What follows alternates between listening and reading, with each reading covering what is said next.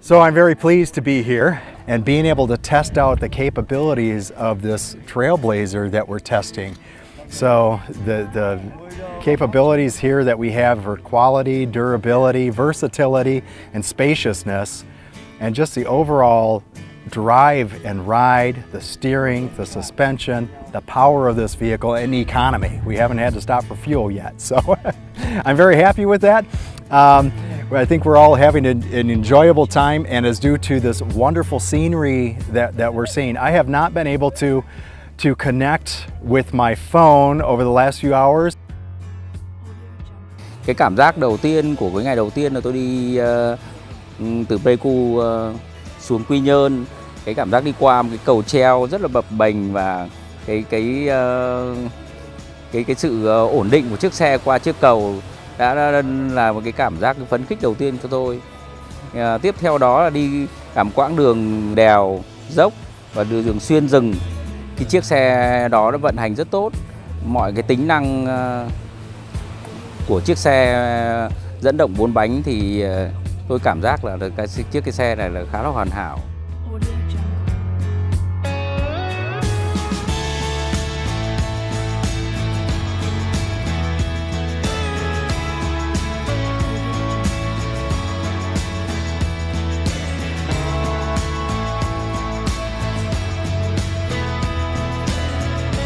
Cái sự thú vị ở cái chuyến đi này đối với tôi là cái sự ngẫu hứng, nó có một chút ngẫu hứng trên cái đường đi. Bạn bè có chia sẻ đi nước ngoài là muốn là thuê những cái xe camping hoặc là xe motorhome ấy để có thể lái đi. Thế ở Việt Nam thì cái điều này nó cũng rất là khó, bởi vì là cái việc thị trường nó không có cái xe đấy và đường xá điều kiện của mình không có cái xe đấy. Nhưng khi bật cái lều trên nóc cái Trailblazer ra, hạ thang xuống mà mình trèo lên ấy, thì mình bảo ô, đây chính là một cái chiếc motorhome rất là Việt Nam, bởi vì mình có thể làm chiếc xe và đồng thời mình có thể biến nó thành một cái ngôi nhà nho nhỏ.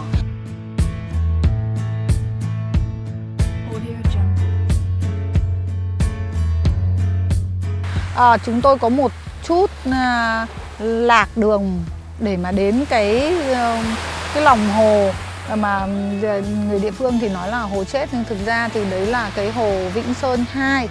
Nó nằm ở cuối của cái khu bảo tồn thiên nhiên.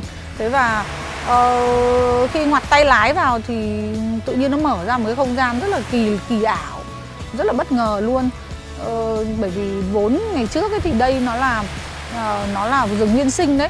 Thế nhưng mà đã bị nước nó dâng ngập lên, nó tạo ra một cái không gian gần như là siêu thực ấy. Không thể nghĩ rằng là nó có thể có được một cái quang cảnh như thế giữa một cái vùng đất đỏ như là ở Tây Nguyên.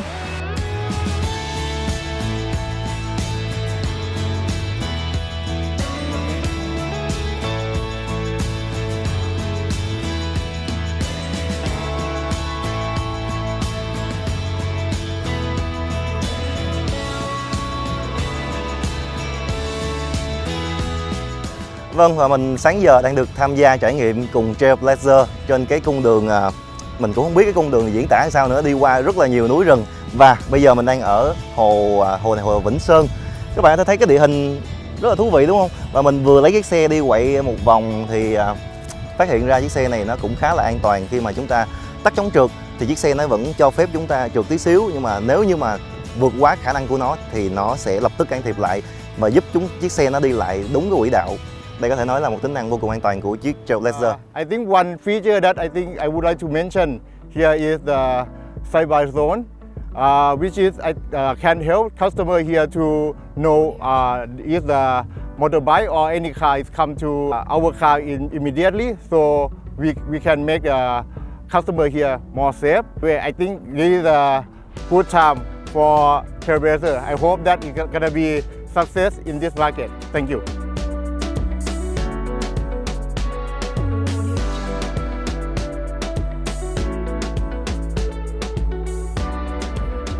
Cái ngày trải nghiệm vừa rồi ấy, thì anh có rất là nhiều những cái cung bậc cảm xúc khác nhau. Tức là mình được đi vào những cái đường phố mình đi vào những cái đường đèo dốc quanh co hiểm trở và những cái đoạn đường có thể chạy được tốc độ, tức là nó sẽ bật hết được tất cả những tính năng của cái xe mà mình đang được sở hữu và mình được sử dụng. Mình cảm nhận là chạy trên những cái đường đất đỏ ấy, thì rất là phê. Đấy, vì những anh em nào mà ưa về tốc độ, ưa về những cái tính năng của xe thì cảm giác như chạy những cái tuyến đường đấy rất là phê. Rất là phê đúng không? Phê. Mà đúng chất đàn ông.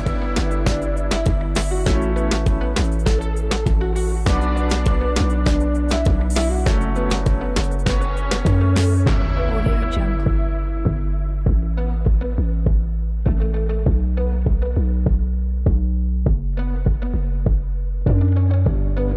Audio Jungle.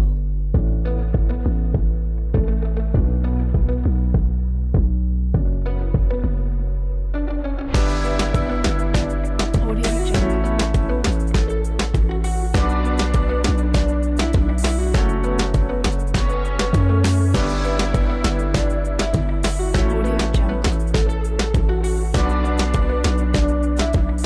Southeast Asia, and we're here in this amazingly beautiful part of Vietnam to launch a new Chevrolet Trailblazer. Now, I've been in PR and journalism for more than 15 years. I've worked all over the world, and this is one of the best media programs I've ever been on. It does the amazing vehicle, the Trailblazer, absolute justice, and I can't wait to see you on the next one.